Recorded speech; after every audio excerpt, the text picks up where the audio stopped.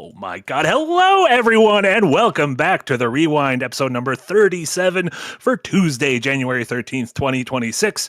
My name is Marty Sleva. Darren Mooney, currently elbow deep in the Bone Temple. That is literally where he is right now. He is just neck deep in the Bone Temple, which is very exciting. Wow, he's sinking quite rapidly. He went from elbow to neck. What we don't realize about the Bone Temple, just built it right on top of quicksand. A terrible place to build a bone temple. Yeah, you'd think it would be built on bones, but you would think so. It's a misnomer. But Jack Packard and producer Eric are here, and of course our special guest Jenna Stoeber. And we're so thrilled to have Jenna here because we're going to talk about our beefy topic today, which is Apple TV's season 1 of Pluribus. One of the biggest shows of last year, the biggest show in Apple TV history, a Golden Globe winner as of 2 nights ago for Ray Seahorn. We've all watched the series. We all have strong thoughts on it. And this is going to surprise you. We have some differing thoughts on it. Usually when it's just Jack, Darren, and I, we just get on here and we just are like, you know what's great? One battle after another. And we just talk for 2 hours about how much we love a thing. You know what was cool? Weapons. Right. You always make your voice sound really butch and masculine. We get it. You know what was rad? Megalopolis. But this is a rare moment where we disagree on a big beefy topic. So I'm excited for us to jump into that. And then we'll be talking about other stuff we've been watching. I think Jack, Jenna, I don't know if you were a Stranger Thinger, but I know Jack and I wrapped up season 5, and we have some thoughts there. But there's a decent chance we've watched something else, right? Legally, I'm sure we've watched one other thing in our lives. Anything's possible. Anything is possible. Yeah. Quick housekeeping. Darren is not here, but everyone should check out the latest episode of The Rewind. Not The Rewind. Jesus Christ, this is The Rewind. You should be checking out the latest episode of The Rewind, though. The latest episode of The Backdrop that Darren and Jesse Schwab put together. An excellent episode on Marty Supreme. And why it sort of enters the canon as a quote unquote great American movie, and how it kind of is in discussion of other great American movies. Wonderful video. So please, everyone, check that out. And speaking of videos, Jack, you had a new D&D video that just went up a few days ago. Just yesterday, in fact, our new show, The Mostly Improvised Dungeon, premiered. I wrangled some of my Milwaukee improv friends to play D&D with me, in which we did no preparation. Everything that happened in the world is based off of prompts that not even I knew. And it's some of the most fun I've had, both playing D&D and making a video recently. So go check that out if you haven't yet. Hell yeah. Yeah, wonderful video. Yeah. The three of you, just delightful. First time ever seeing those two people, and let me tell you, delightful. Just delightful to meet new people. It is it's cheating a little bit because Alan has been a player in my home D&D game for years, and the three of us have been performing together for at least 7 years, and so it's cheating a little bit, but it's so much fun. By being good? You're cheating by being good? I mean, it'd be cheating if part of a community. If the episode started and you're like, I picked 2 strangers off the street, then it would be like, okay, you're lying. Yeah, it's only real improv if you've never spoken to the people before. Yeah. Fair. You're right. Otherwise, it's just sparkling goofs. And Jenny, your most recent episode of about Shadow of the Colossus with that Jesse also put together. Let me tell you, Jesse Schwab. Just an immaculate editor. But that episode of Game Arcadia was delightful. It was about one of my favorite games ever. And to be honest, I learned so much from it. I thought I knew everything about it, and it turns out, nope. I only just knew the very surface level of Shadow of the Colossus. Yeah, so much that more than almost any other script I've ever written. That one was 100% Internet Archive sources because every part of it has been salt blasted off the internet. Yeah, amazing. Gone. Yeah, I think Sony's kind of wants to be like, well, this didn't actually happen. This wasn't an error. This wasn't viral marketing. This was nothing. You don't remember this. Please buy the remake on PS4. Yeah, forceful memory holing. Yeah, exactly. Luckily, marketing firms love to talk about their popular viral marketing campaigns. Sure. Yeah. And they love to talk it up too. Until someone pulls a Homefront the Revolution and releases a bunch of balloons into the San Francisco Bay, and it's like, oh, it's actually illegal what you did, and you may have killed those sea lions at Fisherman's Wharf. So not a great move. Homefront you know, it was worth it though, because we got Homefront: the Revolution, a game that we certainly all remember. And love. Yeah, and truly. Love. The Pluribus of our time, some people call it. Wait a minute. Wait a minute. And great to see so many folks live here in YouTube, so many members of the Green Gang. The Super Chat's already rolling in. We will get to those, but let's listen. We put it in the thumbnail. We put it in the title. Yeah. Jack and I have been circling around it on calls, not wanting to talk about it, but let's get into it. Let's talk about Pluribus. Season 1. Let's start with normal. Can we start with a little bit of a non-spoiler before we go whole hog into? I don't. Are we allowed to say whole hog? You can say whole hog, right? I don't think we should. Well, but they're lesbians, Marty, so I don't think. But Manusos might not be. We don't know what Manusos is all about. We don't know. But yeah, let's start with a little bit of non-spoiler thoughts on the show before we rip the Band-Aid off and go full Let's start with something I'm sure we can all agree on, which is this show starts with such an amazing premise. We will dance around the premise for a little bit before we go full spoilers. But the first few episodes, absolutely phenomenal. The premise of the show is immaculate. The way in which they dole out that information is superb. The acting is wonderful. The setting is great. There are so many things in those first, I'll say up to 3 episodes that really hook you into the show. That's the vibe of a compliment sandwich, Jack. Oh my God, yeah. I'm starting in a place that we can all agree on. The fattest butt is about to enter the chat right now. Make room. Jenna, without spoilers, what did you think of Pluribus? I mean, it's fine. What if I came on here? What if I was like, I'm actually not that into it. This was all. I'm actually trying to Goldilocks podcast now. I'm just going to go middle of the road. That's fine. It could have been better. It could have been worse. The way I feel about Pluribus is the way that like a dog, when a dog has a favorite toy, and they get a new like rope, and they love ropes. And they're like a really hyper energetic dog, like a golden retriever, and they bite onto that rope and they shake their head back and forth so it's like supersonic and their body is getting all into it. That's how I feel about Pluribus. I want to put it in my mouth and shake it around. I literally never thought of that reaction to any piece of art ever, but that's kind of how I felt about Pluribus. Like, it just feels like the more time I spent with it, the more I got from it.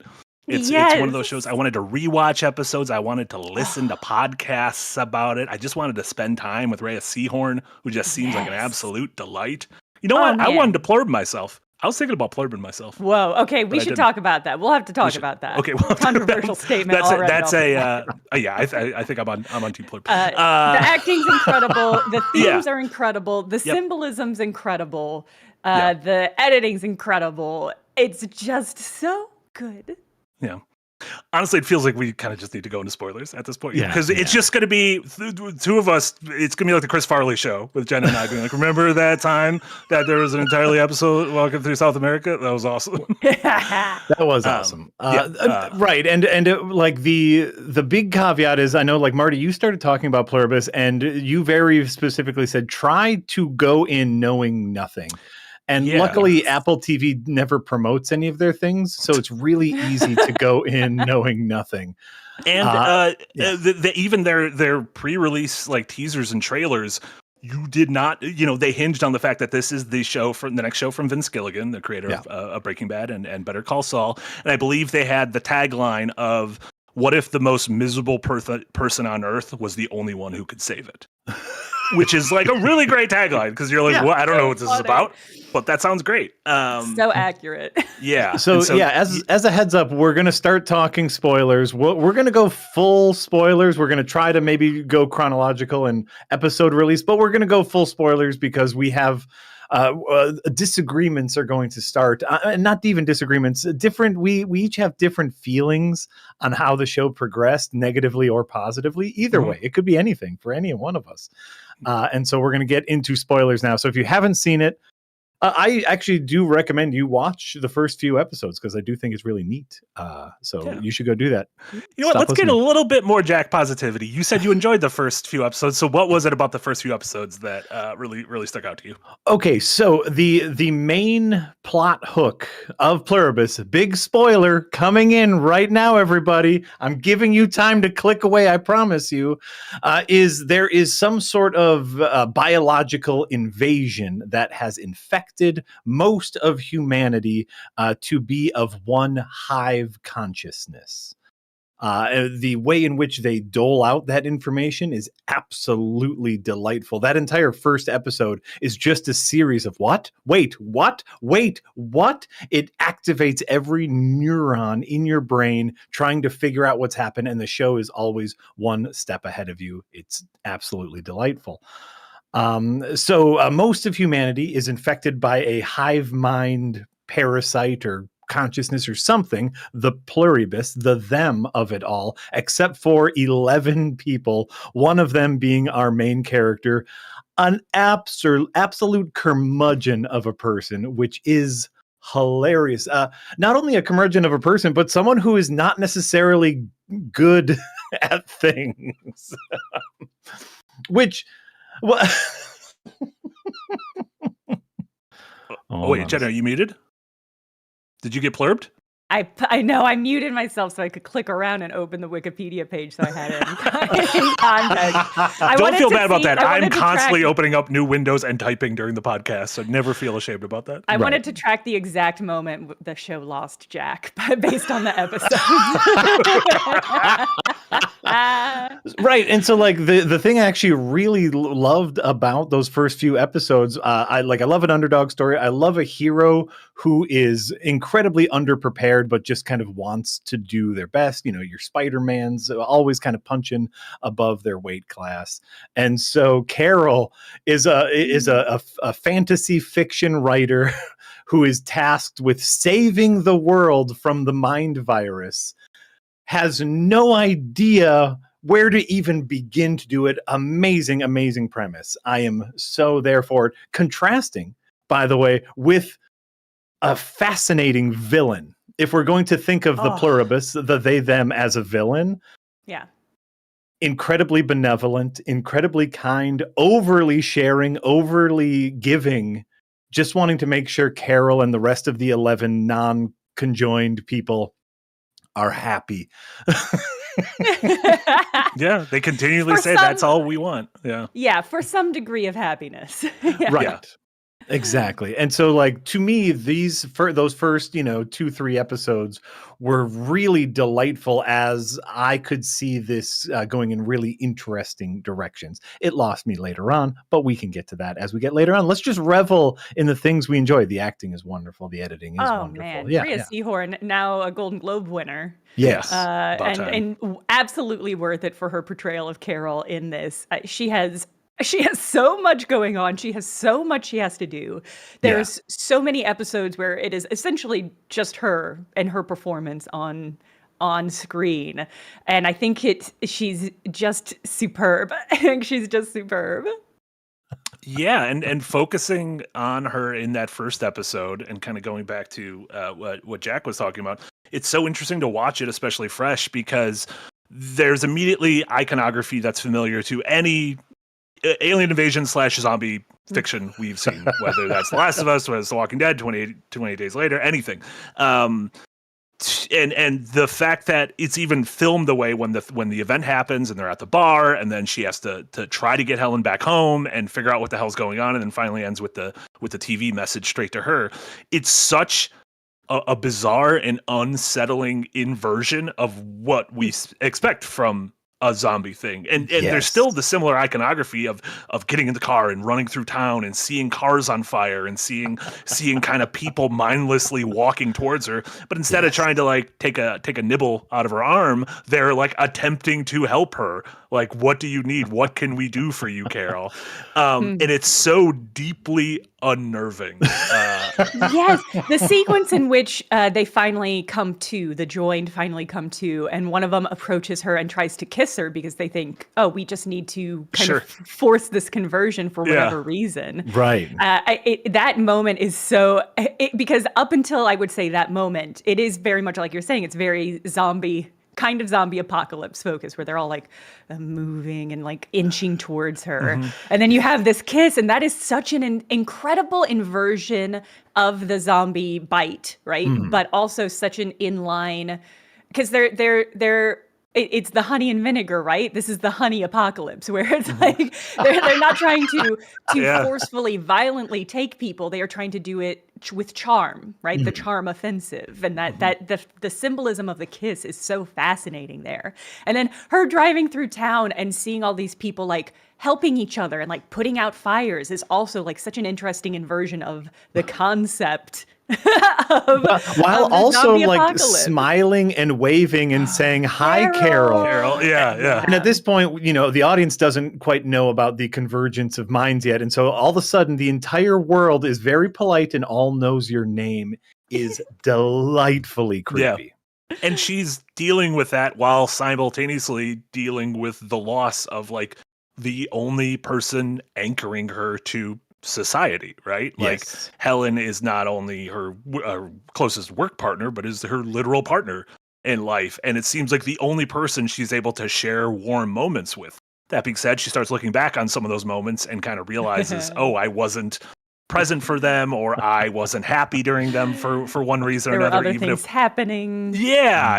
Even if we're in like what feels like a fairy tale ice palace in Norway or wherever they went to on their little vacation. But having this character who is simultaneously grieving the loss of half of herself, as well as the loss of mankind, I think is a really, really fascinating, kind of thing to balance. And sure, we've seen that before. Like that Last of Us literally starts with Joel losing his daughter, and then that informs who he is for the rest of the game. But it's done in a way here I've just never seen before.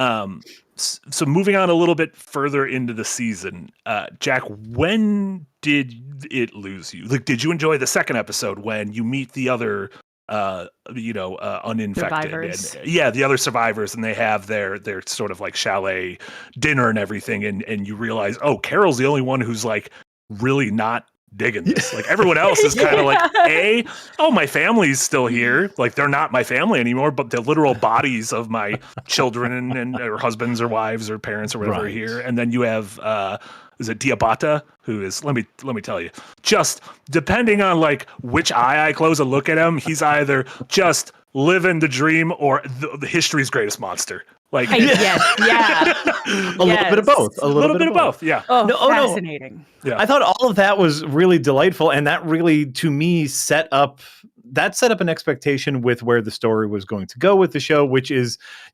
Carol, trying to make a case to end the kindness plague, which to me is really fun. That asks some very interesting questions about kind of like peace versus free will versus like your role in society. A ton of really, really wonderful stuff. If I'm going to point to one moment that very much solidified my first big disappointment, it was John Cena. Dun, dun, dun, dun.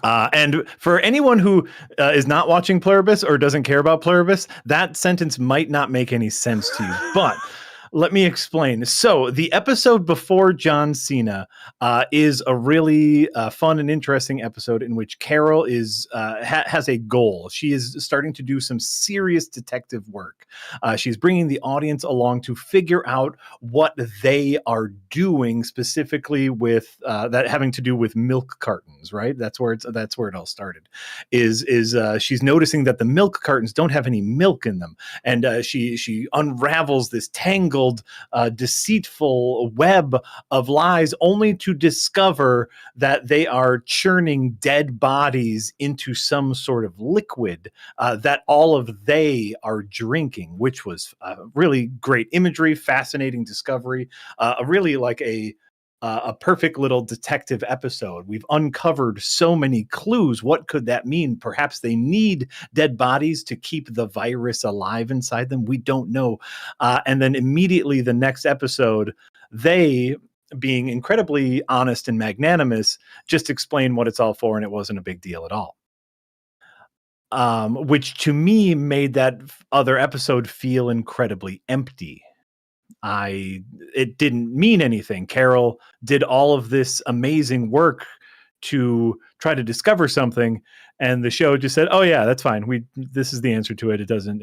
You really shouldn't care about that. The fact that you devoted so much time to that, it doesn't really matter. Don't worry about it."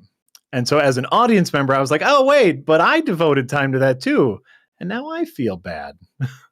It was a funny goof, but story-wise made me pause a little bit. By the way, a very funny goof, and John Cena's delightful. I mean, it sounds like you enjoyed the episode in the moment, but so this sort of retroactive look back made you feel like it was a waste of time? Exactly. I mean, I would say that was by design, right? Of course. That you had this entire episode where, Carol has this sort of a conspiracy board at home, and she's writing down notes. Everything she learns, they literally can't say no. They literally can't lie. She's like taking notes on all of them. And then she sneaks into this place, and the episode ends where we don't see what she discovers. And so it's that moment you're waiting a week to be like, oh, what the hell is it? Like, what could it be? And it's bodies. And you're like, oh, holy shit, this is going to turn it in an entirely new direction. And then she comes to them. Yeah, there's an answer. She comes to Diabate and is like, look what I found out. And he's like, yeah, we found out a few weeks ago. I'm not a huge fan of it, but what are you going to do? The undercutting, I do, like, I can appreciate what you're saying, Jack, but I do think the undercutting is the point, right? Like, that is the emotional point of what is happening there. It sounds like it worked too well. Oh, no, I agree it's by design. I agree it's setting up a different theme, but this is just where what I want from a TV show, especially a TV show like this, what I am looking for is not what Pluribus wants to give me. And it was at that moment that it made it very clear that Pluribus is like, oh, how do I want to put this? I'm trying not to be mean, because like I do think a lot of what they're doing on the show is incredibly interesting, but that almost felt like subversion for subversion's sake, where this isn't we're definitly not Lost. And as someone who was a big fan of Lost, settle down, Jenna. We're not talking about Lost.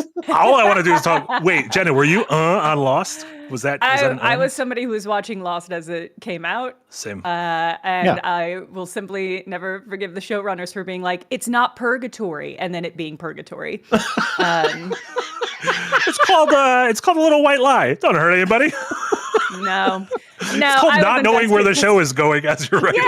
Yeah. It's called flying by the seat of your pants and then lying to people about what it is, and then just doing the most obvious boring option, and then never answering any of the questions that it opened about the show. But then he made The Leftovers and Watchmen, etc. Yeah, those were neat. Yeah, those were also TV shows.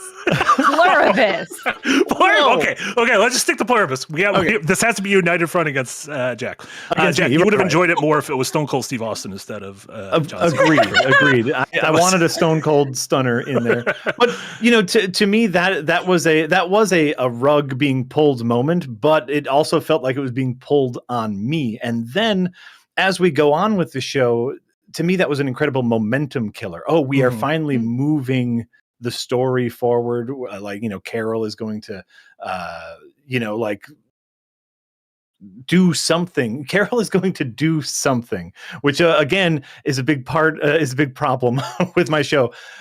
A big problem I have with the show is a lot of stops and starts. I think something I said jokingly, maybe on our stream last week, Jenna, which was like, at two separate occasions, the plot leaves town. Which to me is an insane choice. Obviously, I think it works really well the first time they pack up and leave town. They entirely leave Albuquerque because Carol pulls some shenanigans and she's left to her own devices. Only she's not really left to her own devices. She never has to actually struggle for anything. All of her basic needs are met. except companionship. Except for companionship. Except for human touch. Yeah. Who cares about that? Right. No, and by the way, that's what she learns. It's like, okay, we got a good character learning moment from that. Only later on, they then pack up and leave town again, and Carol goes with them. And she learns some stuff personally, but I want a show to happen. The show has set up expectations that we are going to be doing things with they and Carol, and we are not. That's the short version, and I have a couple specific examples. To me, the show does a kind of sleight of hand trick after the first few episodes, whereas I feel like it presents itself very heavily as a high concept show. And, evoking stuff like Lost, like kind of mystery box shows of the past, where you're going to try to be like, oh, what is this thing? Like, what is their motivation? Like, how are we going to solve this? Are there MacGuffins there to come back? Like, are these flashbacks important to the moment? But I think the sleight of hand trick is that it settles into a largely character-driven show where everything we experience are through the eyes of Carol, and then later Manusos as he's making his pilgrimage. But we experience the choices they make, even if they're extremely different than the choices we would make. And then we have to live with the consequences of those. So like we have to live with Manusos as he rejects help on his pilgrimage from Paraguay to Albuquerque, through that one pass, between Colombia and Venezuela, that's like, or Colombia and Panama, that's like incredibly dangerous. And we know it's a bad idea when Carol starts falling in love with Zosha. Like every cell in our body is telling her not to do that. That's what we were all thinking and feeling. Seeing as nobody wanted them to do it. No one wants that old Zosha out there. But we understand why she's doing it, and we kind of understand that she in this situation is choosing short-term comfort at the risk of long time pain when she has her kind of late season tryst with Zosha. That almost feels like if the end of The Graduate kept going and you're like, oh, this will never last. Like this will clearly never last. So, how is this going to stop? It might be worth stepping back and thinking about sort of the thematic aspects of the show, because I think, to get to your point, Jack, I think I appreciate what you're saying. Here's what I'll say. It feels a lot like conversations we've had about video games, where you are very like gameplay focused. Sure. To a greater extent to other elements. And I think to what Marty is saying, the show does really set itself up as this is going to be an action show. This is going to be a zombie apocalypse. We're going to fight it, right? We're going to fight it the traditional way. We're going to have our cop car and our shotgun. And we're going to not kick down the door, America style, and fight this invasion the only way we know how.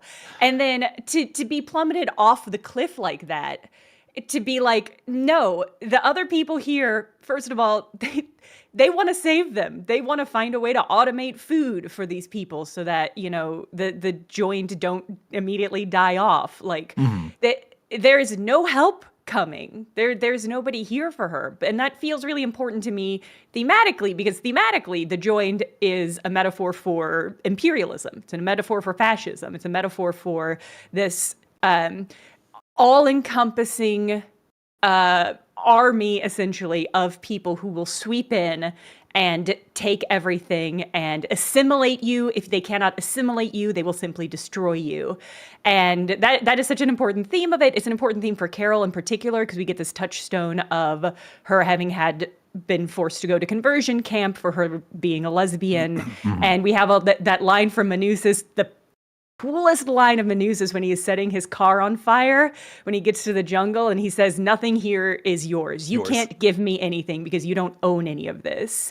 It's such a strong commentary on this overarching theme of how do you fight imperialism? How do you fight fascism? I think you have to sort of subvert the expectations of what is probably a largely American audience, which is this idea that you have to go in guns blazing, you have to go in fighting in a very specific and very violent way. I think And I that's fair. I think that's fair, and that is a lot of my herky jerky feelings towards the show is that they are like I said earlier, like a lot of the bits, a lot of the joke of the show, the very premise of the show is that they is so accommodating to all of the people who are aggressing against them. But like even, and I'm going to forget character names. Hold on for a second. Who was the man who was walking through Panama? Manusas. Like as Manusas is, rejecting any sort of help and, making it on his own, they help him anyway. And the only way that he survives is through their help, which, if we're going to take, your metaphor to its fullest extent, like working within the system to dismantle it, I think that's a fine statement, but it also renders a lot of his actions a little meaningless. A lot of his core values don't mean anything because he rejected their help but got their help anyway. And I think that it's a tricky balance when your lead character is a jerk, is insufferable. That is a really tricky balance for as an audience. I love her. I love how horrible she is. For those just listening to this, Jenna made a heart emoji with her hands. I mean, that's like, that if you go back to Walter White or if you go back to Saul Goodman, like Vince Gilligan's been sort of steeped in these kind of characters where you're like, ugh, but then you're fascinated by it and you're like, oh, no, okay. I need to be here. And I do think one of the, so Vince Gilligan started writing this 10 years ago. Yeah, which is fascinating, right? Which is wild because I completely agree, Jenna, with your reading of so much of this seems to be about, fascism, about fighting the collective. But at the same time, you can make an argument that it is a direct commentary on the recent boom in AI. Yeah. You can make a commentary that this is about post-pandemic grief and depression. And like, especially in the early episodes, like, Darren wrote an amazing piece, I think right after the pilot or right after the first two episodes, about how centering on how Carol is obsessed with kind of owning the grief and almost being selfish with the grief and saying, this grief is mine. You will not help me bury Helen because she is mine. You did not know her, even though technically every one of the others know her better than, logistically better than Carol could ever because they have every single memory downloaded into them.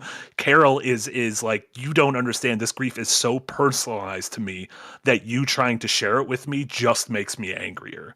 And I'm like, that is one of the tent poles of grief is there a selfishness comes from it to where you're like, this isn't, anyone who thinks they could share what I feel right now is lying because no one could feel the way I feel with this loss right now. And I've rarely seen a TV show kind of be able to lay it out naked like that. Yeah.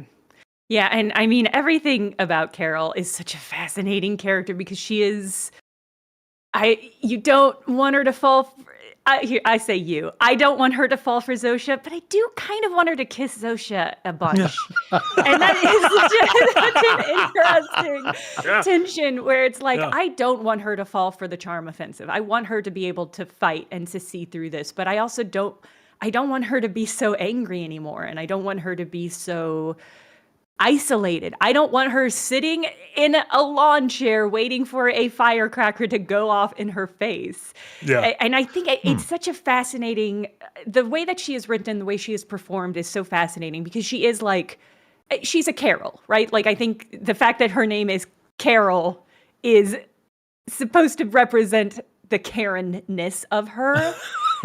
Like, there's no other way to read her name, I think, is that she's supposed to be a Karen, but they're making it a little subtler by calling her Carol. But she is like this angry character who lashes out, but who has also suffered.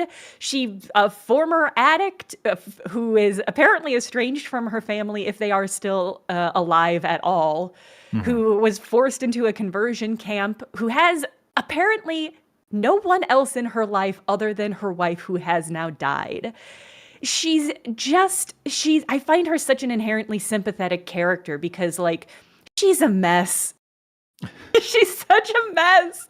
She's such a mess. But she's genuinely our only hope for the majority of this season, because everybody else is so like, well, I get to have all these little dolls that I take to Las Vegas and I make them dance for me and pretend to be James Bond enemies for me. And like everybody else she's a bad person. Everybody else is worse.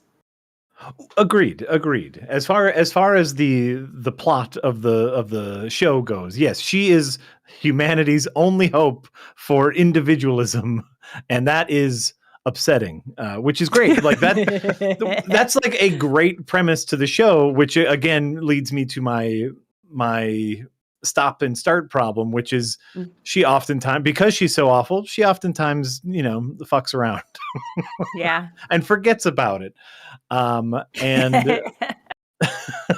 she doesn't forget. She represses the feelings in order to experience some amount of human joy briefly. She gets liquored up and watches the Golden Girls on DVD. An icon. An icon. Listen, there was that one shot where the camera was like panning by the TV, showing her, and then it showed the reflection of the TV on the underside of the DVD. And I was like, this is goddamn cinema. Yeah. This is goddamn cinema. I guess, Jack, I would imagine you like, the show is gorgeous, right? Like, I don't think, even when you're like, if you are disagreeing with it, I imagine you would think like, man, this is a well-shot television series. Yeah. And it also has good goofs, like when the drone gets caught on the streetlight and it's just there the rest of the season. Oh my God. Every time, it shouldn't have worked, but every time they played the full answering machine message on the show, it became twice as funny for me. Yeah. When she's in Las Vegas and she's on the phone and she's doing this like weird idol thing where she has like her foot up on a statue and she's just like, it's a classic, like, threes in comedies are funny, and then you have to wait until it gets to 12s for it to be funny again. Yeah. Yes. Yeah. No, like, got there. It looks amazing. It's funny. There are several, even after I had kind of like, I felt the show slipping away from me enjoying it. There are several positive aspects to the show, including some wonderfully terrifying moments. The Carol please moment in which Carol drugs Zosha to hopefully like try to get some truth out of her, even, and then, finding out that they can only tell you the truth, but like, which again, all of her work meant nothing, but that's fine. Yeah, it's true. I'm so curious how you approach projects, because sometimes when you're doing stuff, you spend a lot of time on stuff that has no purpose, but you only know that after the point. And I know that this is a written show, so they know, but sometimes you have to go through the process of experiencing it. Sure. Life's about living, Jack. And if they would have started that thread at the end, then I wouldn't be complaining. But I guess we'll have to wait till next season to see if they cinch up those threads. But by that point, I'm already upset. So, but like, in any case, it was a wonderful sequence in which she drugs Zosha to try to convince her to tell her the truth, and we get that zombie iconography of everyone converging on Carol, just saying, Carol, please, Carol, like, just, you're hurting all of us, please stop this. And everyone crying, absolutely goddamn heartbreaking and emotional in what is essentially a zombie apocalypse. There are so many phenomenal sequences, even when they leave Carol alone and she's just in an abandoned Albuquerque, golfing at skyscrapers, stealing precious bits of lesbian art. Like, what an icon. I love Carol. I love her so much. Right? She's like, I'm going to take one O'Keefe. Yeah. And then I like her explanation. She was like, "Oh, I'm keeping it because I didn't want like coyotes to get in there. I want the wolves to get it." Yeah. Right. Like, okay, girl. Like it mattered. Like they cared. Yeah. They didn't care. But so no, like they're even after the show was slipping away from me, there's still so much wonderful things about the show. I understand why people like the show. It's not like one of those, how could anyone like the Transformers movies situations? But It was that push. It was that push and pull of the goof. It was just like, it felt like Carol had so little agency as far as the plot is concerned, not of her character, as she made many helpful character decisions, but it was that plot that kept losing me, which, is fine. I have a follow-up question, and then I want to move away from your negativity and only gush about the show. Please, go ahead. And my question is, I'm curious if you enjoyed Severance. I only watched. Oh, what did I watch? I didn't even get to through the first season. Not because I didn't like it. No. It was fine. It didn't hook me. Severance didn't hook me at all. This hooked me. This got me in real dang deep. And then I slipped through. Booted you out. Yeah. I feel like Severance is, to me, more, and I enjoy Severance. I think it is more of it's possible that they're writing checks that the story can't cash. Oh yeah, absolutely. Yeah, especially I enjoyed the first season of Severance, and then I was like, this is another Lost. I'm out of here. And it's almost like, you're like, how they're gonna have to answer what the goats are, and whatever the answer to the goats is not going to be as interesting as the image of the goats in the random room. And sure enough, I didn't even get to the goats. That's how far I got. Good. So. Yeah. But yeah, which Jenna, is what makes Pluribus so much more upsetting, because they got me. They hooked me. They tricked you. Stay hooked. Yeah. All right, let's just gush now. I love how gay it is.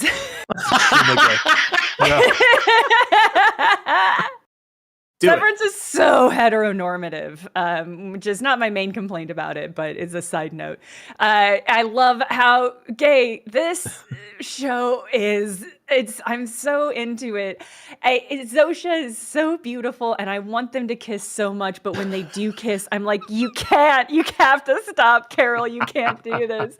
It's so good, and it stresses me out so Because a little bit more, then stop. Just a little bit more and then stop. A little bit more. You could just have a little treat. Just Right. I mean, if you're like at the ski resort, you could kiss. But if you're not at the ski resort, you can't kiss. Do it, Carol.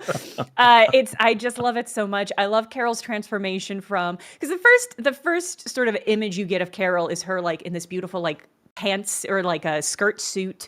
She's made up. Her hair is done. She's extremely like femme presenting. Like, oh, I'm here with my business manager. I write romantic fantasy for a living. Yes, please.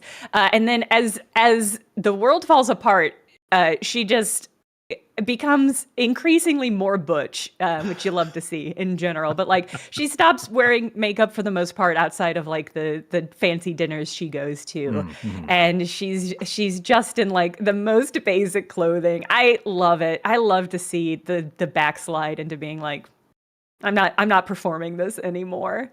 The fact that her main character was supposed to be a woman and then she cringes out. I love the sequence in the first episode where Helen's like, you don't want to say it's like a Brazilian soccer player or something? And she's like, no, just say George Clooney. Yeah, just give the most basic, vanilla, boring answer possible. Yeah. Yes. And to Helen, who is presumably the actual model for the character and who knows she's presumably the actual model for the character, to just be like, okay, George Clooney, wow. Yeah. And there's something about that is so of George Clooney as a sex icon that really pleases me. It's all just so good, but there is also, and this is maybe a question I want to serve to both of you. Where are you at on the spectrum of survivor responses? Are you, here's my harem, here's my harem of babes? Are you, here's my one true love that I'm ignoring the context of what's happening here? Like, who are you in this world? I feel like to go back, I would not want to get Pluribus. That does not seem enjoyable. No, that like bad. Becoming one of the hive mind does not seem like it would be great.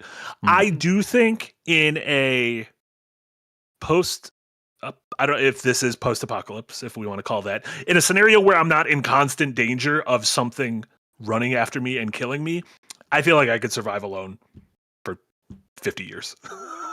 I feel like when you say alone, what do you mean? Oh, I don't mean like wilderness alone. I mean, if I was in Carol's situation and I had right now I have a list of media I want to get to in my life that it'll just never. And so if media has stopped being made, I'm like, oh fuck, I could finally play the Xenoblade games. I've been wanting to play those games. Marty, like, I've been meaning to do a Bond rewatch. I could do all of this. This is gonna be. Maybe I'll finally watch Star Trek so I know what Jack and Darren are fucking talking about when they talk about it. That would be nice. Your glasses are gonna break day one. And you're gonna have an absolute meltdown. I should have had more time.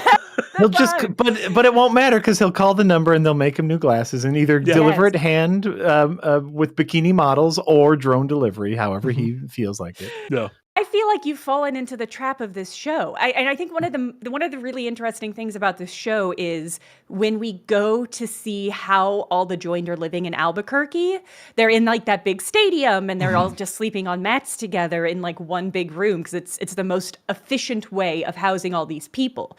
All of those people are only there to support Carol.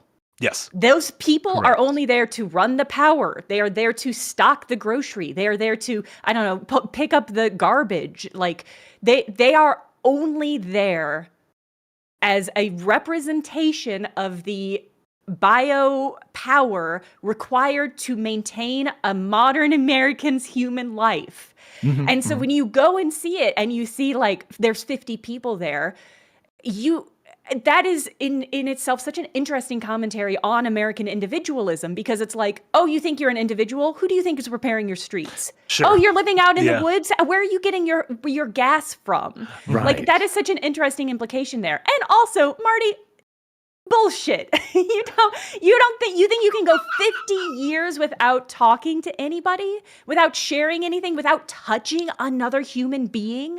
I'd still have a podcast. I just wouldn't. The one thing I'd ask of them is like and subscribe, and please. And they all would leave a nice Spotify. Well, no, one of them does because one of them listens to the show, and then they have all heard it. They're all like, no, we need the separate listens. We need you each to get an ad served. I think one of the failings of the show is that the sequence in which she is alone for like 40 days after they abandon Albuquerque, I think that is supposed to represent the insanity that she is going through. But I think a lot of people interpreted that as heaven, where you go to the fanciest restaurant with the best view and eat the best food, and you're whacking golf balls into a skyscraper. And I think they take that and like, wow, that's great. I could live 40 days alone. I mean, it's Home Alone, right? Like, I just rewatched Home Alone a few weeks ago before Christmas, and it's the same thing where Kevin McAllister's like, fuck yeah, I'm by myself. I'm gonna eat pizza and eat junk food and watch scary movies, and it's gonna be great. And then after 3 days, he's like, I'm lonely, I miss my family, and there's burglars trying to kill me. Well, and that's the thing, because that episode ends with her almost taking a firework to the face. And people watching it are being like, I would just be stronger. It is truly such an American standpoint to be like, just push through it. And it's like, the pandemic was 5 years ago. You don't remember? Y'all were fighting over toilet paper. We're all still deeply fucked up from it. We're all still deeply broken from it. Yeah. Yes. So much respect and love to you, Marty. Bullshit. Jack, would you be on Team Liars like me or Team Tell the Truth like Jenna? Okay, I don't know where I would be clear. Here's my tell the truth. Just knowing how I replay video games, I would cycle. I would I would take like a few weeks by myself. Oh, then I might, see what that harem's all about in Vegas. Then I might like hang out with some family members who now like are normal to talk to. They would be more normal to talk to after the they-theming than right now. And so I would cycle because I think that is necessary. That would be necessary for my sanity. That being said, I actually think I would be more on Team Marty, in which I would spend a large amount of time alone. I think I would, just knowing me, I would be so uncomfortable in the Las Vegas harem situation that I don't think I could do anything. I assume there's a relative version of that to Jack's specific sensibilities. Oh yeah, paradise. You don't need the pomp of recreating Casino Royale. You can start smaller. No, but by the way, like again, let's gush a little bit more about the show. One, I think the Carol Alone episode is incredibly sad, and that is all down to Rhea. What's her name?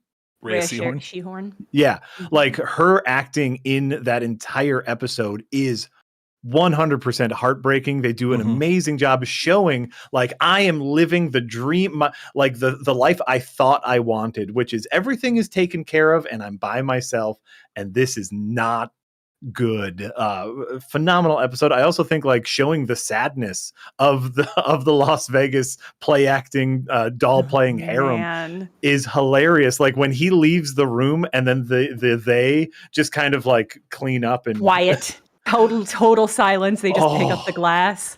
Absolutely terrifying. Like seeing them as that like uncaring singular unit, because that's like at the end of the day, they are kind of uncaring. They say that they are caring, but there's a lack of understanding for the few sentient people left, which is imperialism. Yeah. They don't actually care about culture or language or humans. Right, it's just about survival. Yeah. I do think it's interesting when we do get to like the scenario in which they're all like sleeping together in the stadium because it's the most efficient. And this is just this is my game brain, but what they showed was different units of people sleeping together. Some were cuddling, some were sleeping alone, some were sleeping in large groups, like piled up together, some were spooning with just one other person. And so I do wonder what that means as far as their individuality is concerned, like their individual preference, if there is something like that, or if they were just like, extras, cuddle up, let's go, we got this to shoot. I took it one of two ways. Hot. Yeah, I literally took it as this is scientifically the pairing that makes sense for shared body heat so that we can keep the temperature at the lowest possible without people freezing. Or, like Jenna said, everything feels like a production. So this is only happening because Carol is there. It's in the same way that at I believe it's the opening scene of the finale, you have the one survivor who chooses to be turned. And she's in her village and her family is all there and they go through this ritual, this cultural ritual. And there's this beautiful sense of kinship and camaraderie there. Yes. And the second she turns, they all just stone-faced walk away and they will never see each other again. Her culture's dead. Imperialism. Literally, that is the death of that culture. And it was purely a facade to make her feel good, because they do, like, their whole goal is to make you feel good until it is time for you to join them, in which case you have joined them and everything about your past no longer matters. Like, just nip it in the bud. None of that history matters. Yeah, you've been assimilated. Conversion camp. Yeah, exactly. Yeah, keeps coming back to that. No, and like, so there is so many good elements of the show, but even I'm going to get a little mean again, and I do apologize. Oh no, he's doing it. No, because go for it, Jack. I respect your choice of difference. Jack, we're here to make you happy on the podcast. Ew. Oh, I would hate that so much. To me, this isn't a black or white issue. Like, I do believe there are many good aspects to the show. At the end of the day, it just didn't keep me hooked, and I think that's fine. But like, the final nail in the coffin was that final episode where they have been kind of planting the seed of Carol's frozen eggs throughout the season. It has been mentioned several times, and you know. Unintended. That's not how you use eggs, Jack. That was the name of Jack's band in high school. Carol's Frozen Eggs. Carol's Frozen, yeah. Unplanted eggs. That's so bad. But, you know, like, for those of us who watch a lot of things, we all knew kind of like that the frozen egg would eventually come up. Just simply they had mentioned it too many times for it not to mean anything. But once again, kind of the premise of the show gets in the way of Carol's I don't want to say agency, but a little bit of Carol's agency, because Carol didn't discover that they are close to working. They're close to curing her. They're close to turning her. She didn't discover that through her own means. They just told her. And it really fell, that twist, if you want, like fell very flat for me because she didn't do anything for that. She didn't earn any of that. It was just like, oh, here's some information to once again kind of make your character flip flop how they feel about the situation. And so that to me was the final, like, oh, well, I guess she's going to go back to trying to figure this out and fight him again, like she was doing a few episodes ago. Okay. And so like it ended on a little bit of a wet fart for me. Wow, I might Atom Bomb was a wet fart. Yeah, what about the end? Speaking of something else they've been planting, like there's that great scene earlier on. I think it's in the hospital after so good. Carolina takes the grenade for her, where she's talking to the guy and it's like, "Why would you give me a grenade?" Well, you asked for it, sweet. Yeah. Yeah, and then her ratcheting it up and being like, "Would you give me a tank?" Like, yeah, we'd give you a tank. What about an atomic bomb? Yes. Well, we do. The most American response to the situation again. How quickly can I escalate this? And the fact that the season ends with a very, Jenna, plug your ears, Lost-esque final line stinger where Manusos is like, "What is in that crate?" And she just says an atomic bomb. And you assume she's telling the truth. Maybe atomic bomb is a word she's using for something else, but it's I don't know, that it ending there, I'm like, oh my god, I am so here day one for when season 2 comes back. Hopefully not in 4 years like fucking Severance. It's gonna be like 4 years. That's fine. I can wait. Years. I'm only gonna get gayer and weirder in time for my problem is my memory gets worse and worse, which means I'm gonna have to rewatch, which isn't bad. I like rewatching things, but one of my goals is to rewatch fewer things and start watching new things. Goddamn, do I just rewatch the same stuff over and over again? Such as all of Stranger Things leading up to this new Stranger Things. I'm like, why am I even watching this? Or season 1 of next season of Pluribus, John Cena will be back, and that atomic bomb will just be another gag that means nothing. How dare you? You're being so homophobic by not liking Pluribus. I didn't want to say it, but you're kind of being homophobic. And you're being sexist. I can't believe you, Jack. Son of a bitch. The big two. I can't believe how many legitimate complaints you had about this show you manufactured in order to cover. This is why we invite Jenna on the show. Thank you. I am surprised that it is the biggest TV show in Apple history. Apple hasn't been around for that long, but like it is more viewers in its first few months than Ted Lasso, than Severance, than the Colin Farrell neo-noir Sugar, where there's a mid-season twist that he's an alien. I mean, let me tell you, that's a moment. It is a great moment. No one's ever heard of it. No, it's a neo-noir. It's a neo-noir, and halfway through the season, Colin Farrell's like, and by the way, I am an alien, and I don't know how to get back home. And you're like, what? Wow. Is he also gay, or? No, he's pretty straight. Pass. Well, yeah. Pass. Wow. Call me next time. Normative alien. Ew. But yeah, impressive. I think it's impressive that so many people are watching this, and I do have to imagine, like, this is a Jack. I do not think you are on an island of being conflicted with this show or getting a bit having these episodes that take extended breaks away from what's considered to be the main plot to just follow Manusos, who is mostly silently trying to get from Paraguay to Albuquerque. That episode is extremely polarizing because some people are like, fucking give me every second of this journey. Yes, I love the moment where the others try to use his mom to get to him, and he's I know you're not my mom because my mom was a bitch. Yes. Such a great moment. But I understand that if you're like, well, I want the story to keep going, and right now you are focusing on this other man who we're not even 100% sure what he's doing. I guess that's another thing. Like, maybe that's more theory crafting, but like he's clearly experimenting with radio frequencies And if that is somehow able to, I mean, I guess his own conversion therapy, but good conversion therapy, you don't have to call it conversion therapy. Yeah, there's got to be a different word. It does not go both ways. When someone's just going to snip out good conversion therapy, getting people out of a cult, Marty, it's called or like waking someone up from a coma. Deprogramming. Yes. Yeah. Okay, deprogramming. I like that better. That episode is so fascinating to me because we have not seen Manousis engage with anybody. Mm-hmm. The best we've had is him hanging up on Carol because he thinks she's part of the hive mind. Yeah. And so that was so fascinating to me because it's like we only know who he is in his relationship to the joined. And that is the same relationship across the board because unlike Carol, he is not lured in by the honey pot that they're offering. Yet. They haven't found John Cena hasn't come knocking at his door yet. They haven't found his DeviantArt fan page yet.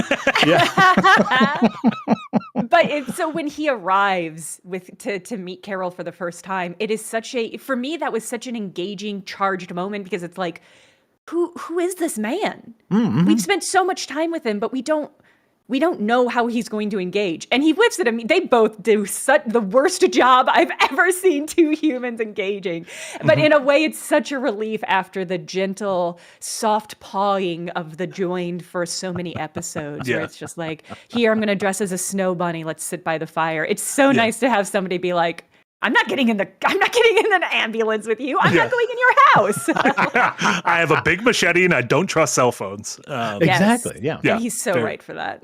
He's very, right. You should carry a machete and you shouldn't trust cell phones. So good on Manousis.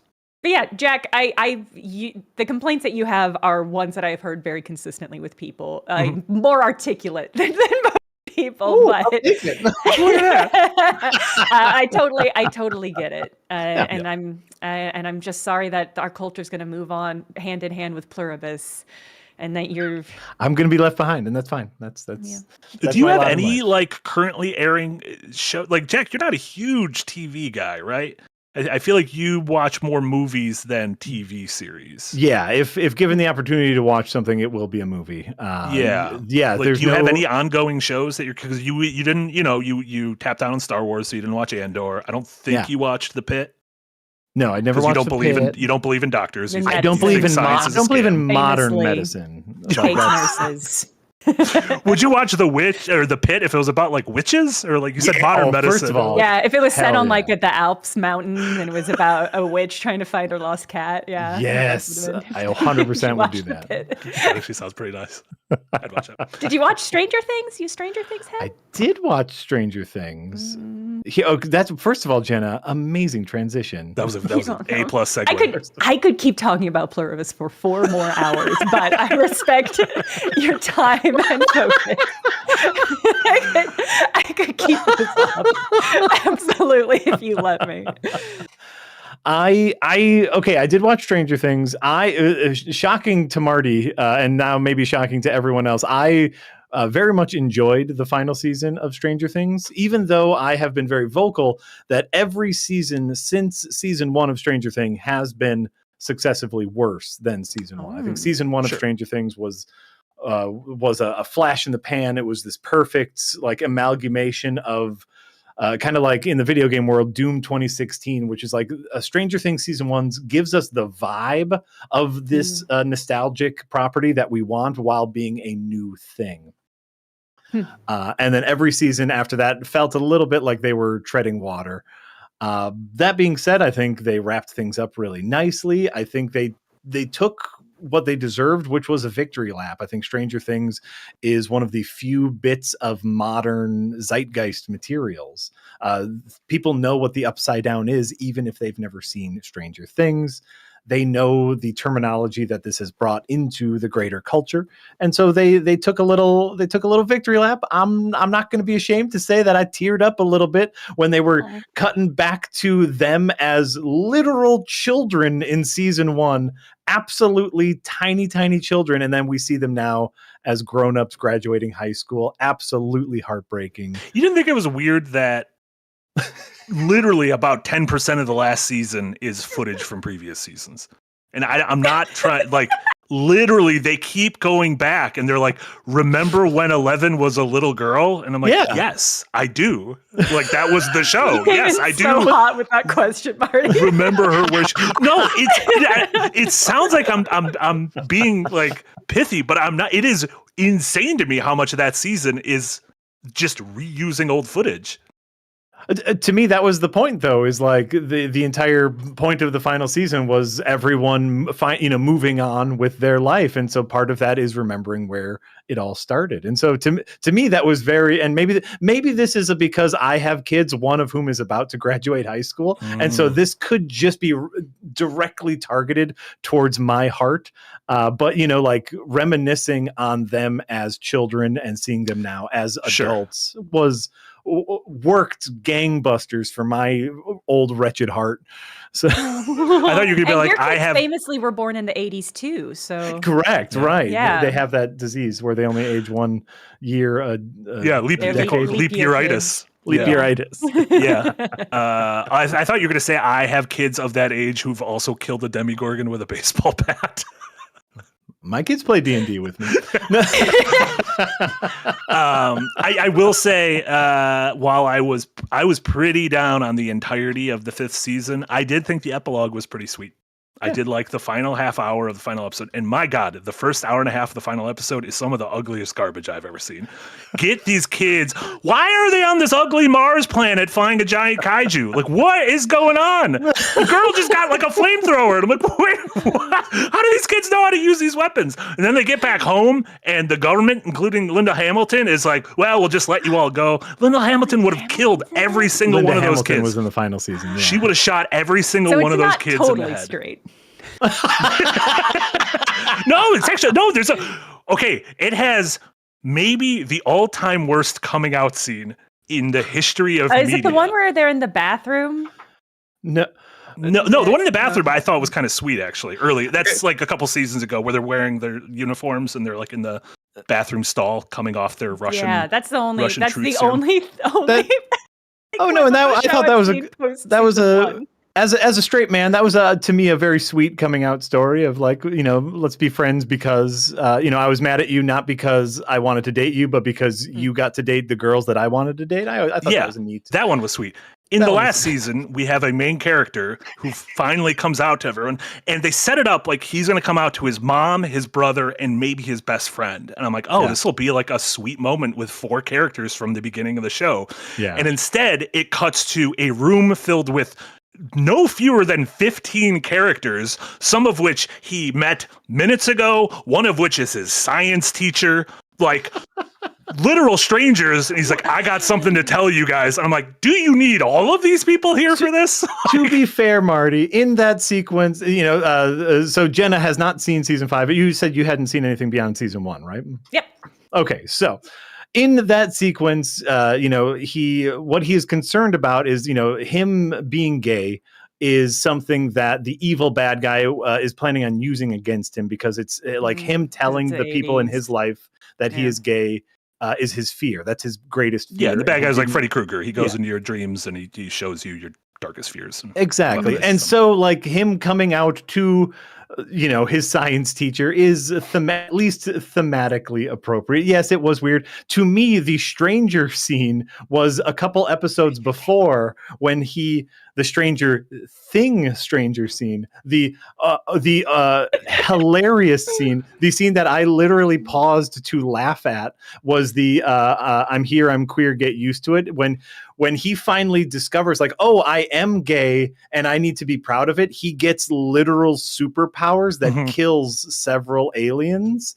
And so it was quite literally, I'm gay, so that means I have superpowers, which was handled very awkwardly. I'm gay now. I'm Magneto. I mean, that's just real life, Jack. I don't know. Yeah. I mean, These are the things I don't know. Yeah. As a bisexual, I only have semi-powers, but I can see making great use of them. Yeah. Real invincible situation over here. That's fair.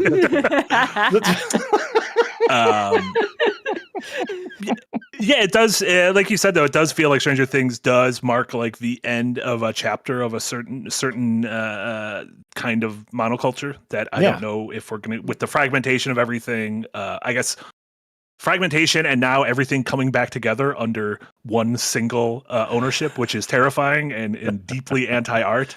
Yes. It does feel like much like kind of we had the end of Game of Thrones and the end of the MCU, you know, the Endgame stuff in the summer of 2019. This feels like like one of those, we kind of aren't going to get things like that anymore. No. Not in terms of quality, just in terms of everyone, you know, water cooler shows. We also don't really have water coolers anymore. Yeah, people said that at the end of Game of Thrones, if you remember. They were like, it's the end of the era. Monoculture's dead. People hate watching the same thing and talking about the same thing and wearing merch from the same thing and being part of a community together surrounding one single media property. People hate doing that naturally. They'll never do it again. My only hope is that the next monoculture zeitgeist is Pluribus. I was about to say, I guess I did just come off saying Pluribus, the biggest show in Apple history. So maybe, I'm so ready to wear Pluribus merch. Really, actually terrible. Really terrible. But I do agree. It is we are losing one of those things, and I think we should, because like the other thing that made me so happy about Stranger Things season or series finale was that it was ending, which that's very, very cynical, but a lot of our things aren't necessarily allowed to end anymore. I'm looking at you, both the Star Warses and Treks. And so here is like, guess what? We're done making this now. All the actors get to move on with their lives. The creators get to make new things. Isn't that exciting?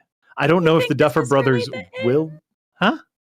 This is really the end. You think Netflix is just going to give up on this IP? They're like, okay, oh my God, let's go ahead and dig a big pit out back and put a headstone up. I bet one of my fucking arms that every single one of these people comes back to. There is a show in 10 years. Well, in less than, there's going to be spinoffs much sooner. But I think every single one of these actors will come back for, it's 10 years later. Some of them even have kids now, and now they have to deal with a new threat to Hawkins. Yeah. We're going to introduce back. 12 and 13, 11's children. Let me live in my life for a little bit. Let me believe. Sorry, Jack. Let me believe for one hot minute that a thing can be done, can have a conclusion. I want a thing to have a conclusion. Let me believe that for 5 goddamn minutes. It's also funny that there's major plot points in the final season that hinge on the story of a play that is only viewable on Broadway or in the West End. And like, you can't.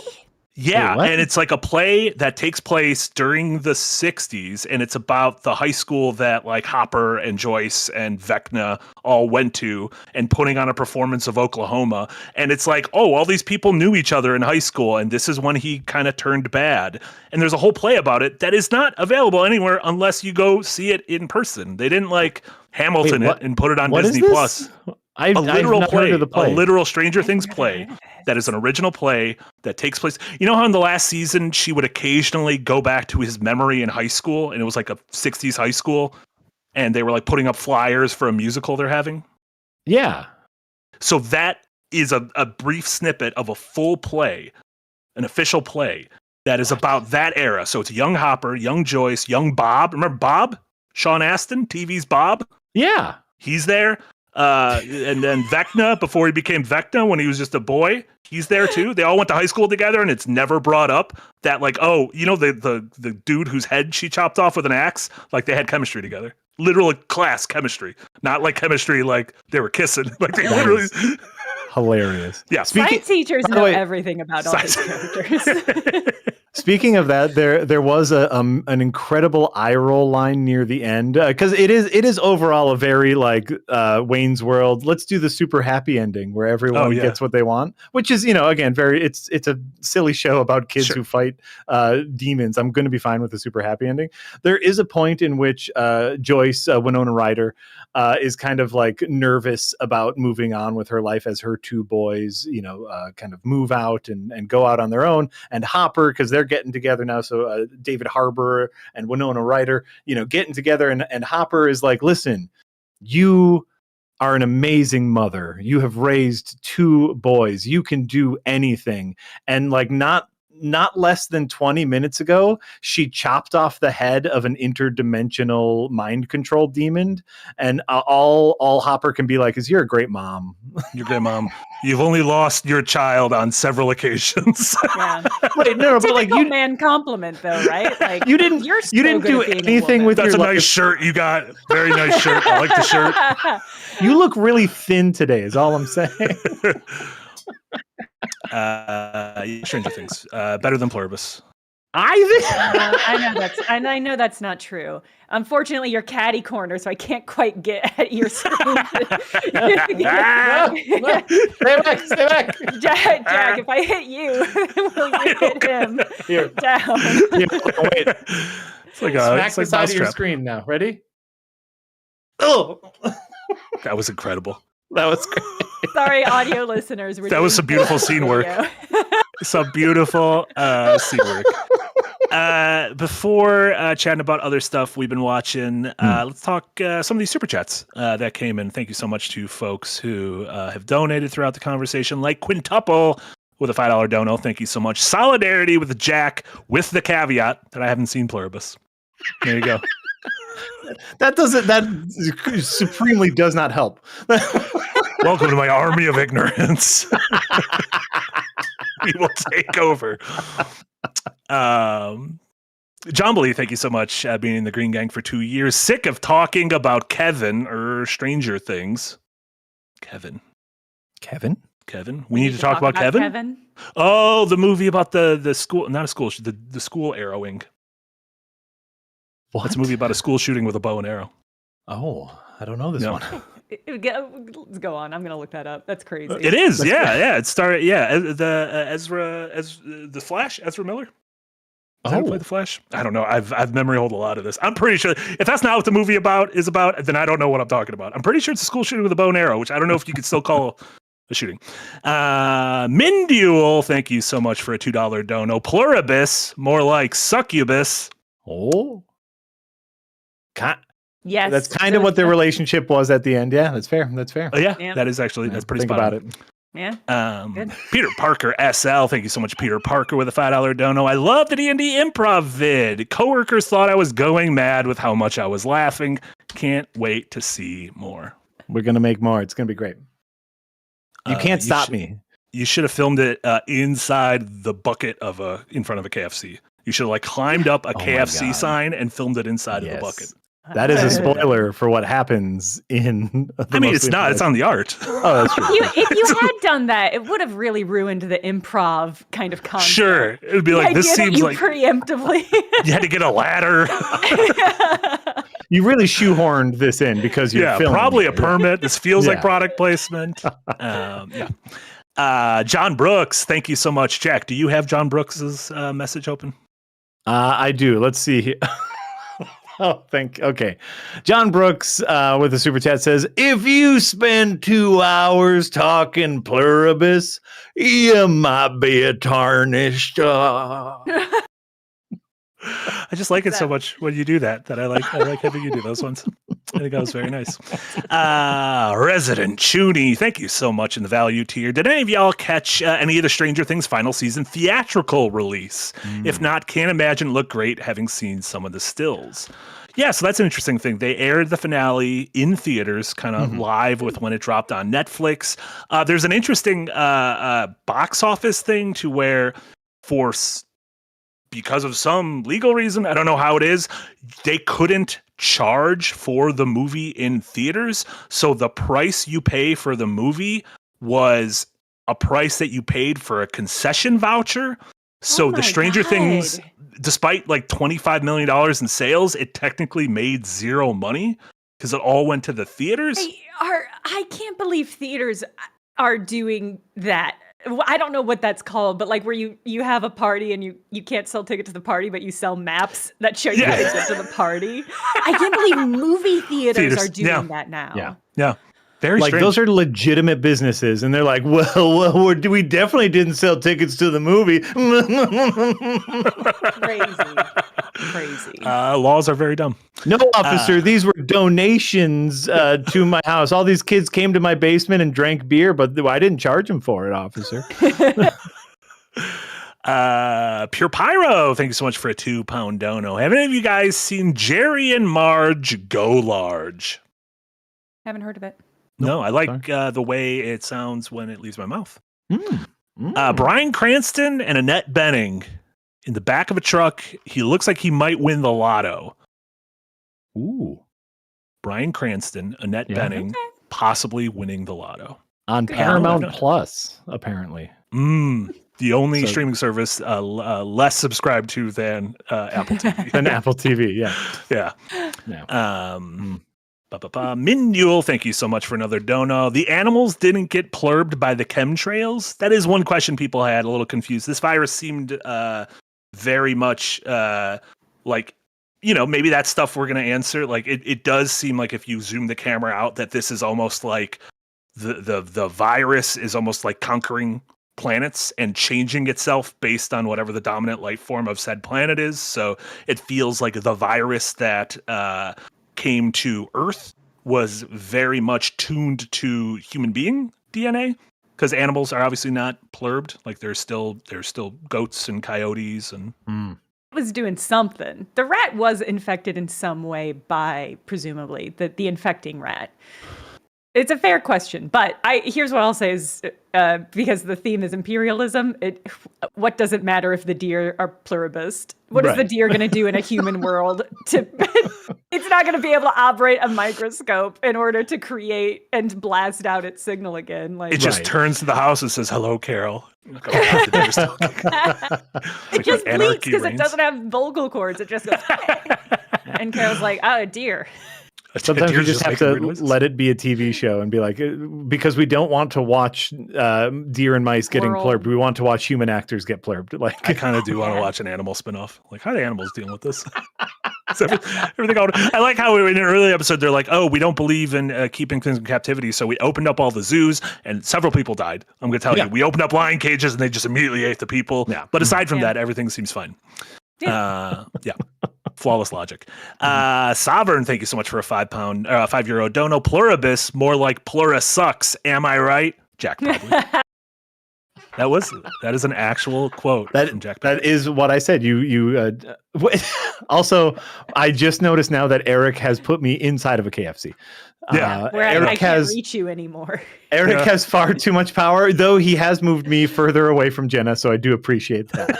Wow. You are safe. Excellent. Listen, because you keep smacking me in the head. This KFC is a safe space for your thoughts on Prestige TV. Don't worry. Minduel, thank you so much for a $2 dono. Did the other 11, except for one, just not understand? It's complicated. Yeah, I think some people just feel differently about it, right? I think some of the people just immediately wanted to be turned. Yeah. Yeah, and I mean, I think that is an essential reflection on the fact that this is a show that is thematically about individualism versus collectivism. Mm-hmm. So if you came from a culture that was more collectivist, then you probably have less of a beef with doing this. Mm-hmm. But if you're like an American, you're probably hyper individualistic. Well, and, it also shows people's different levels of giving up. Carol has strong feelings towards being an individual, whereas other people are just like, whoa, there's nothing I can do. I might as well benefit as much as I can from the system, which, as it turns out, is equally as dangerous. And creepy. Agreed. And creepy, yeah. Agreed. So, I think one thing I'm excited about going forward is 2 or 3 episodes into this show, in my mind, they were going to get to a point this season and they blasted past that point. So it just feels like the rules of traditional or like cliched storytelling are thrown out the window. And I just don't know, they've said the plan for the show is 4 seasons. So I'm just very curious, like, what is the 4th season of this show going to look like? Because if you think about Breaking Bad, the first season feels very different than the first season of, oh no, I'm a chemistry teacher and I have cancer, is very different than it's my birthday and I opened up my trunk and I have a Gatling gun in the back of it. Like, we're already at Gatling gun. We're already at Gatling gun. So I'm very curious where it's going to go. Where it's going to go from here. Vactor, thank you so much, been in the Green Gang for 2 years, said, keep thinking of Plumbus from Rick and Morty.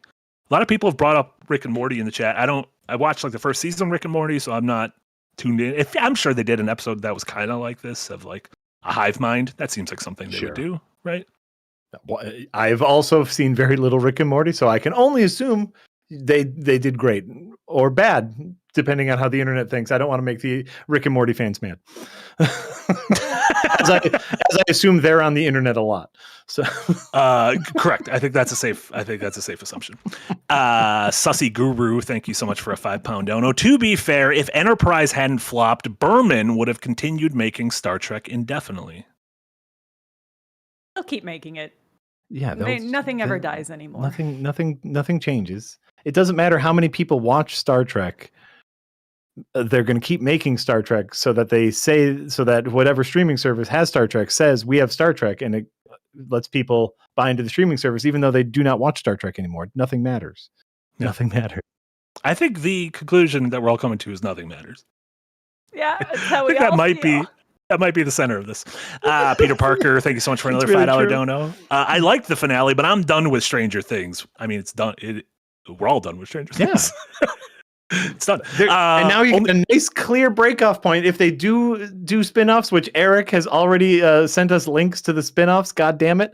But now, like, you have a clear point. You can break free. If they got spin-offs, doesn't matter. You can be done. They finished that story. It's great. There you go. Yeah.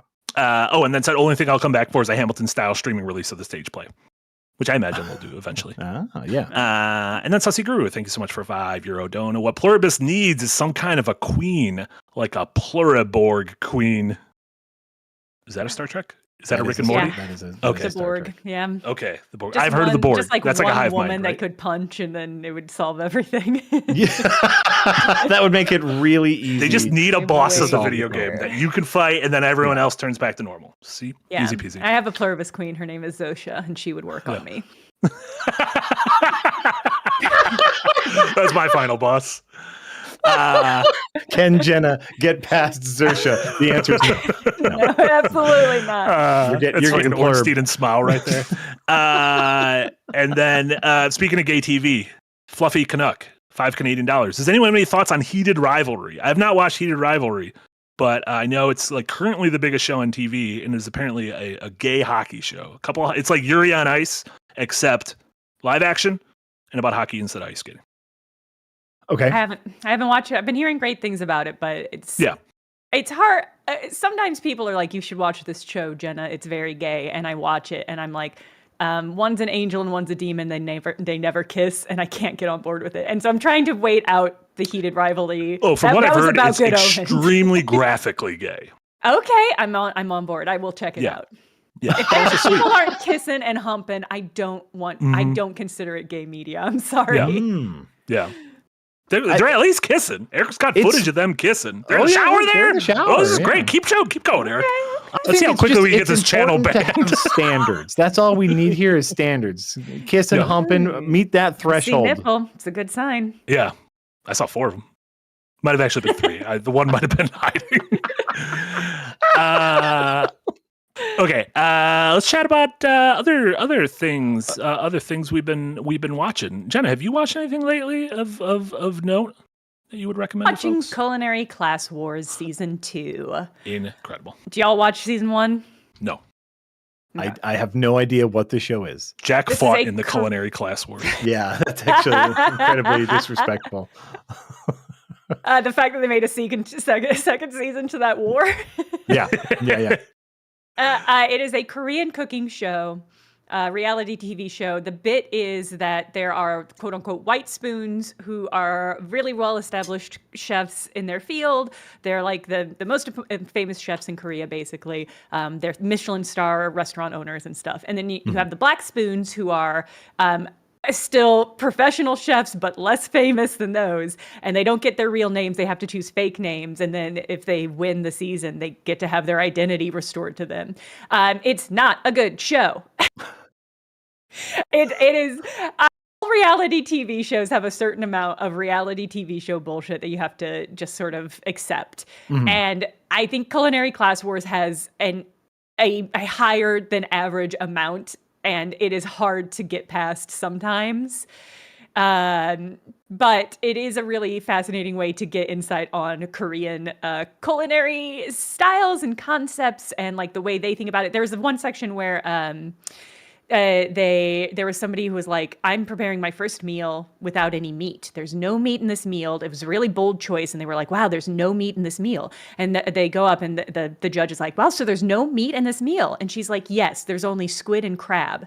And to me, I'm like, well, so from my standpoint, that would count as meat. But it's fascinating to sort of get that insight into what different cultures, how they think about food, how they think about ingredients and stuff like that. So it's not good. But I am watching it as a purpose. I can't recommend. What a recommendation! No, I cannot. I cannot recommend it. I love that. Sometimes I love a recommendation of please check this out, and then other times I love I'm watching this so that you don't have to. Please don't watch this. Yeah. Season 1 had one of the chefs was an American chef with Korean heritage, and he was incredible to watch. There's one part where there's an endless cooking battle where every 30 minutes you have to come up with another dish based on one ingredient, and that ingredient was tofu. And this one guy had made like 4 or 5 tofu dishes. They'd been at it for hours. They were all like, I just never want to see tofu again. I'm disgusted at it. And there's this part where he grabs just like a huge mound of these giant blocks of tofu, and he picks up a piece of tofu and he takes a huge bite. He goes, like a truly and insanely huge bite of tofu. And like tofu like falls out of his mouth and he's walking. And I'm like, I love this man. I have a GIF of that saved on my computer so I can remind myself how it feels to love a food so much that you can't help yourself. You've been cooking with it for 4 hours and you just can't help. Yes. See, even if you don't like the end result, at least it gave you the gift of the man taking a big old bite of the gift of the GIF. Oh, I like that. I like that quite a bit. Anything else? That's it. Beautiful. I have just 2 things I wanted to touch on quick. 2 movies currently streaming. One is called Blue Moon, and this is one of 2 movies that came out last year from Richard Linklater, the director of Dazed and Confused and the Before trilogy and Boyhood.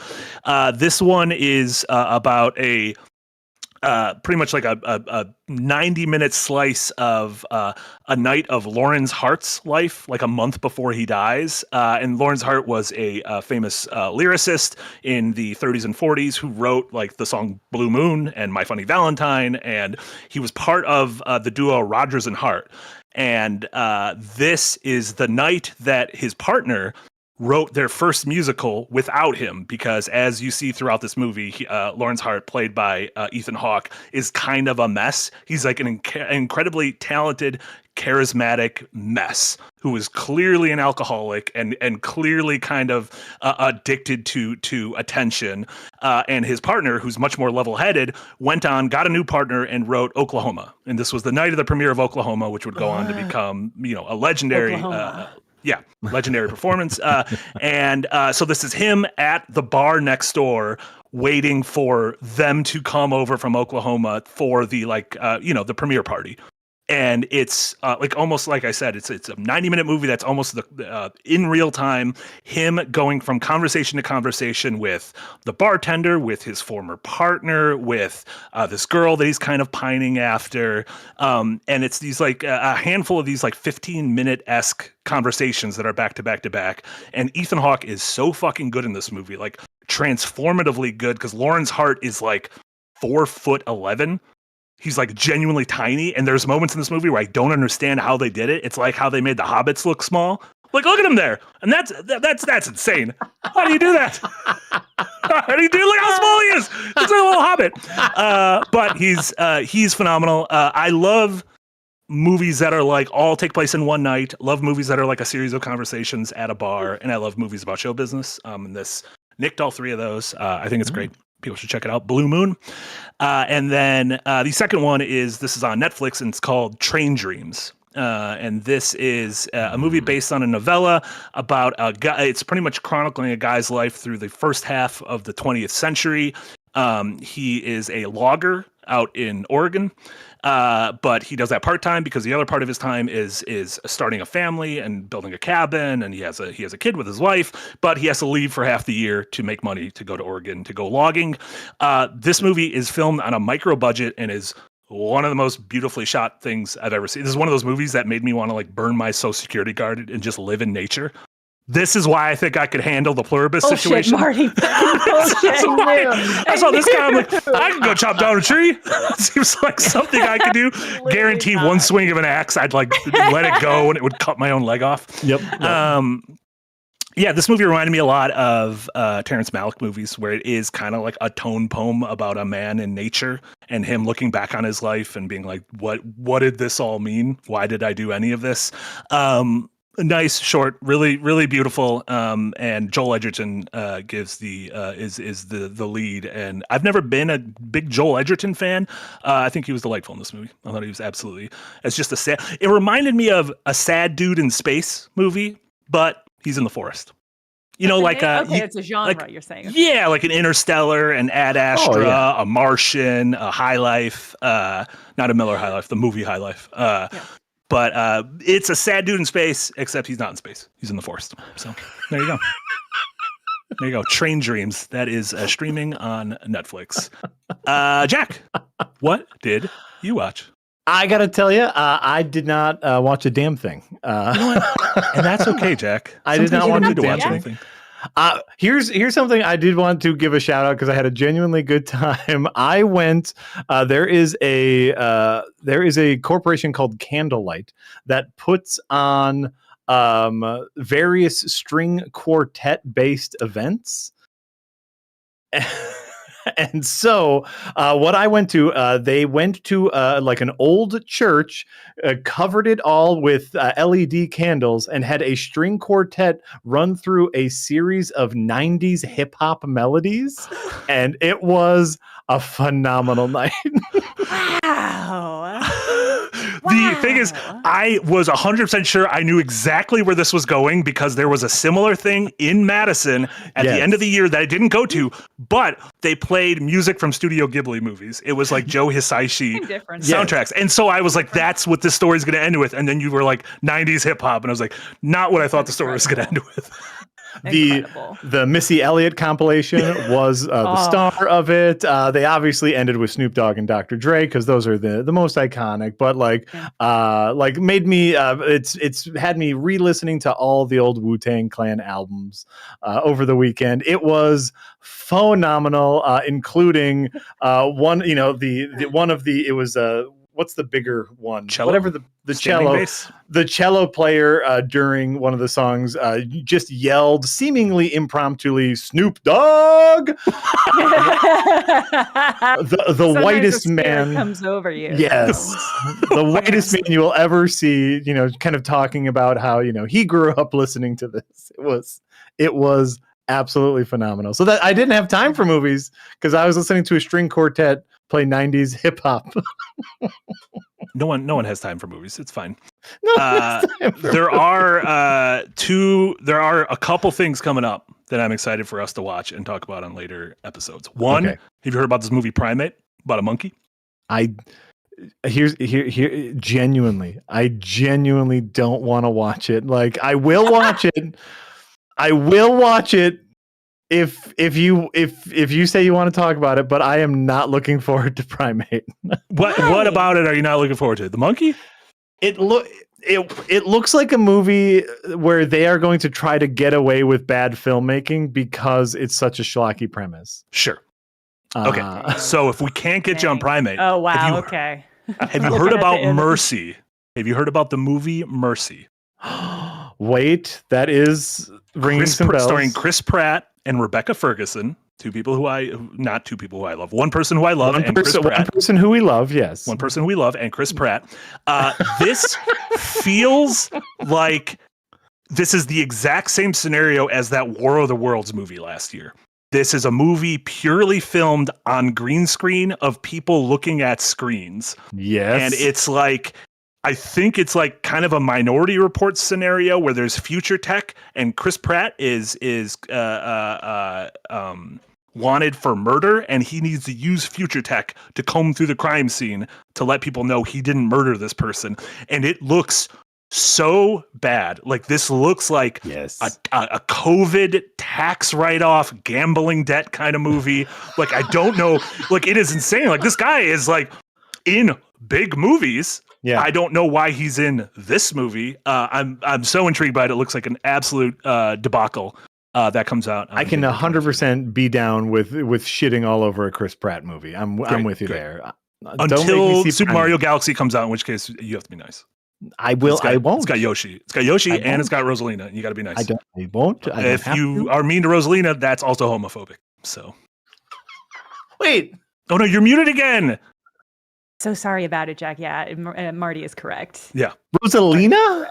Yeah. She's really tall too. Rosalina. I didn't know. know. These are the things. Shame. These are the things you know. Yeah. Yoshi isn't, but he's an ally. So. He is an ally. Friend to Birdo. Friend to all. Yeah. So yeah, that's going to be on our to-do list in the future. Okay, I accept that. How about some To Be Fair recommendations? Ooh, give us a little To Be Fair. This is we have to reiterate every single episode of the podcast. We are not sponsored by Tubi, even though I have reached out to them several times. Mm-hmm. But Tubi is one of my favorite streaming. Even Eric put together a little card for us. They in fact they shut down their contact us little bar on the Tubi website, I think because I contacted them too much, and they shut it down for everyone. Yeah, just because I was contacting them too much. But Tubi is a wonderful streaming service. It's a streaming service that you don't even need to like log in with an email address to watch stuff on their streaming service, which I think is like a very rare thing nowadays, where you can just watch movies and you don't even need to log in or nothing. Check out Tubi.tv. TubiTV.com. So I have two Those sound like recommendations. completely different websites. I thought it was Tubi.tv, but I'm on the website right now and it's TubiTV.com. So okay. So anyway, one that I just came across. This wasn't going to be my To Be Fair, but I saw it and I was like, oh, this is a movie that I think is horribly underrated. It's a movie I really enjoyed. The 2013 remake of Evil Dead.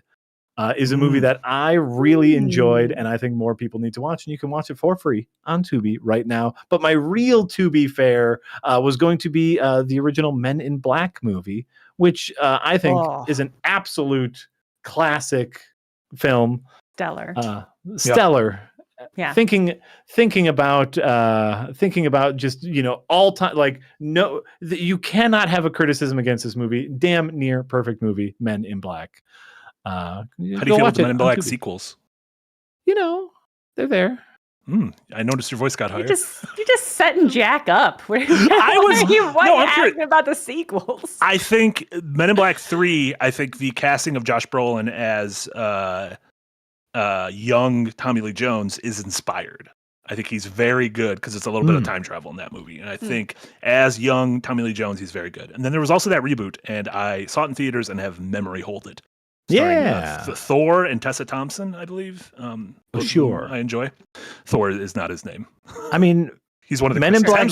Chris Hemsworth. Men in Black 2 had both Rosario Dawson and Laura Flynn Boyle, and Laura Flynn Boyle was for most of the movie in her underwear.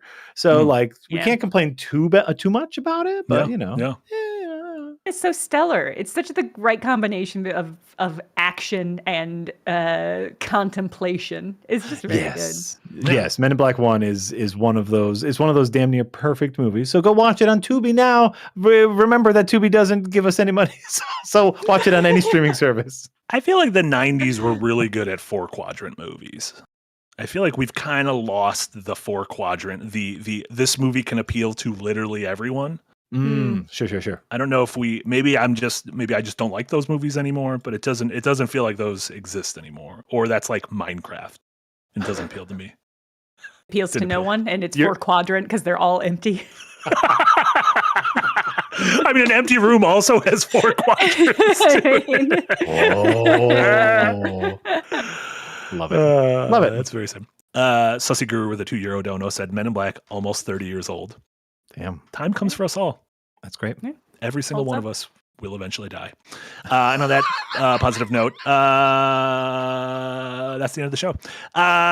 Jack, what do you have going on? What should folks check out in your neck of the woods? Okay, so Jess and I are streaming on Thursday. We're going to start. It has been requested. Apparently, while I have streamed Dark Souls, the original Dark Souls, a lot, I have never completed a game of the original Dark Souls on stream. So we are going to start a new Dark Souls stream, start to back.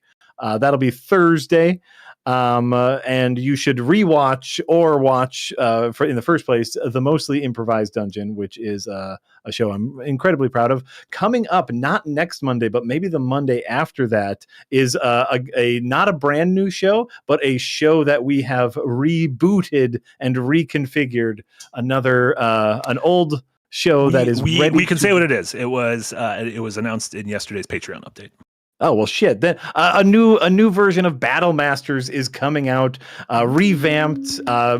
Instead of one contest, there's some micro contests in there. We shot it a different way. We edited it a different way, and it's very, very exciting. Yeah. Wait till you see who wins the pie eating contest. I was floored when I saw who won the pie eating contest. Getting the pie to everyone in general was a logistical nightmare. Yeah, the logistics of a Zoom call pie eating contest are surprisingly complicated. Absolutely. Yeah. So that's coming out hopefully in the next couple of weeks. Sometimes we'll obviously let you know.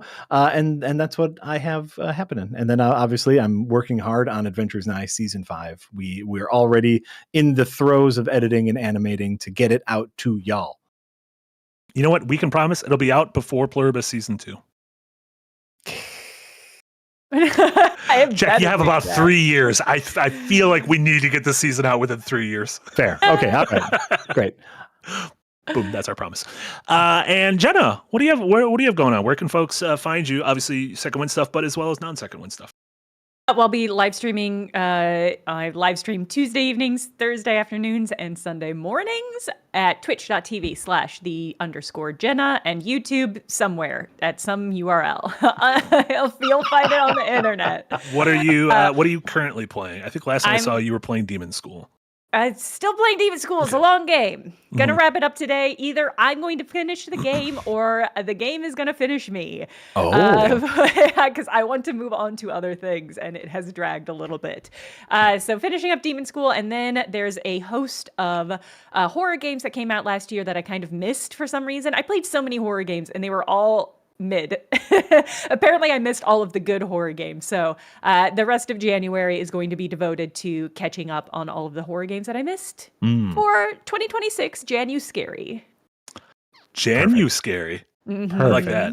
It's good. I was thinking about a time. I wanna stream through the Shenmue games, and I'm trying to think of what month can I shoehorn Shenmue, like Shenmue-ary? Shen March. Goddamn Smarch weather. Yeah. Shentember. Can you say Shenjune? Shenjune. Oh, that was way Shenjune. better. I like Shenjune. Way more clever. Yeah. I like Shenjune. That's great. And then, obviously, you and Jack stream together on off weeks from the rewinds. So I assume a week from today, you guys will be back playing something. It's probably gonna be something. I'm gonna be honest, probably gonna be peak. What'd you think of that RV game? How'd you feel about the RV game? Peak. What'd you think about the RV? It was fun. Yeah, it was pretty good. Yeah. Jackson, yeah. So I think his voice gets a little higher. He does his like liminal fake Jay Leno impression. Yeah, did you guys hear about this one? Giving an RV. You sound like somebody's playing you like a theremin.